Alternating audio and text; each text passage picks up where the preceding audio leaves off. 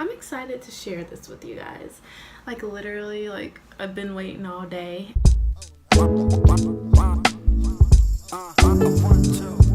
I am currently on a layover. I just got done working a 12-hour shift, basically a 12-hour duty day, and I'm tired, but I love most of the people that are asking me questions, and I definitely want to get this out there to more people because I know YouTube was something that I went to for advice. I went to YouTube a lot. Like I watched tons and tons of videos for advice on how to become a flight attendant. So I'm excited to share with you guys a few things that I think would help. Get your passport, because if you don't have a passport, you cannot become a flight attendant. You can't be a flight attendant. You can be in the process of receiving your passport, already did the process of applying, taking your picture, and just waiting for it, and they'll hire you. But if you don't have any records showing that you have a passport on the way, they're most likely just gonna toss you aside and get a passport. Get one. It's good to have, even if you don't want to be a flight attendant. Get a passport. The second thing is the most important. This, besides the passport thing, the most important thing is to apply. Just go to the website of the airline that you want to be a part of and apply like a regular job. Like I have so many people approach me, ask me if I went to flight school, or ask me what did I do and how did I become a flight attendant. Well, I went to every website of an airline that I was interested in being a flight attendant for, and I applied literally like a regular job. It's really not that hard, and obviously the next steps are to do interview processes. With the interview process, there's different things that you can do. Different companies have different processes, and even in the company, sometimes they have different processes at certain times. Like for me, I did a video interview for the company that I work for. I did a video interview and then a face-to-face interview, and that was it. Some people do video, phone, and face-to-face. So it all depends on the company or the company timing and what they decide to do at that time, because I've heard with my company people have experienced different as far as the interview process. But if you are paying for school to become a flight attendant, stop now. Don't think about it, just stop. Like, you do not need any schooling to become a flight attendant. It's a waste of money and it's a waste of time. Every airline has their different, even if you were a flight attendant with a different airline, everything's different. There's certain things that are pretty much the same, but service is different, airplanes are different, everything. It's just when you apply to an airline, you go in specifically focused on that airline because everything is not the same. And so for you to go to a flight school, which I just don't get why that's out there, I really think that it's a complete scam. But for you to go through a flight school and learn certain things, whenever you have to still go through a whole interview process and apply to a whole nother airline and get different information than you learned at that flight school and wasted money on. Literally, it will be a waste of your time, a waste of money. It's a scam, literally. So many people ask.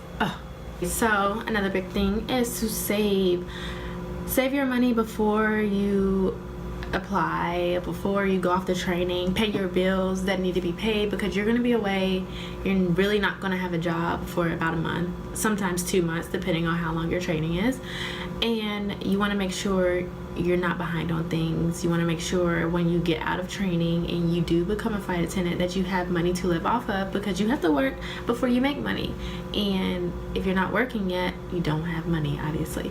So if you have money to fall back on in the meantime and to live off of, and to help you the first month or two whenever you first get hired and you become a flight attendant, then that would definitely be a big thing.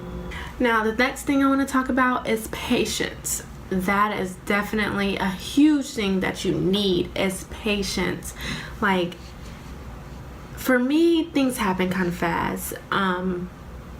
But for a lot of people, it doesn't happen that fast. And the amount of people that want to become a flight attendant, it's crazy.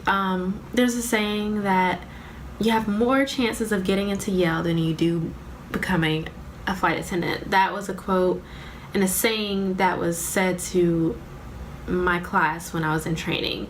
And it was crazy because I'm like, wow, that many people want to become a flight attendant. It's not something that I wanted to do all my life. So I really didn't know. So many people wanted this position. But patience is key because it doesn't happen as fast. So people don't have the whole process that I had. I personally, I applied to my airline. I applied to my airline, and then 2 weeks later I got an email, and then 2 weeks after that I was literally in a training class. So things happened pretty fast for me. But others, I had people in my class that said that they were trying for years and years and years, and they finally got in. So it's not easy. Patience is key, whether you're in the process of becoming a flight attendant or you're a flight attendant and it's your first year. Patience is key because money gets better. Passion.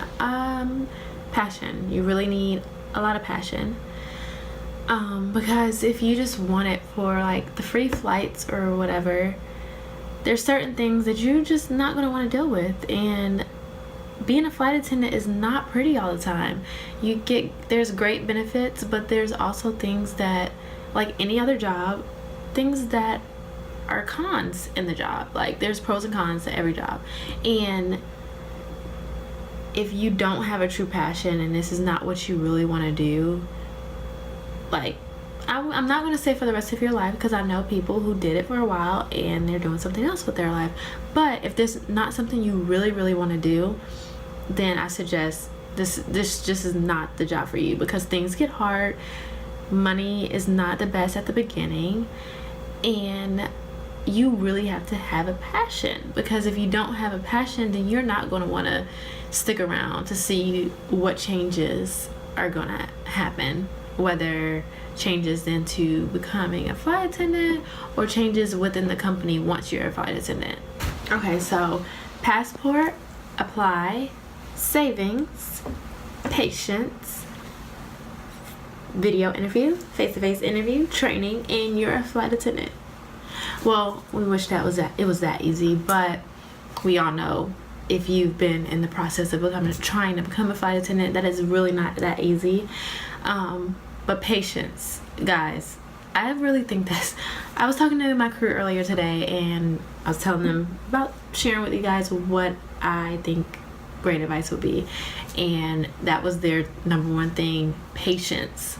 It really is key, whether you are trying to get the job or whether you have the job. Patience, that's really a big thing when it comes to being or becoming a flight attendant. But I really want to thank you guys for watching this video.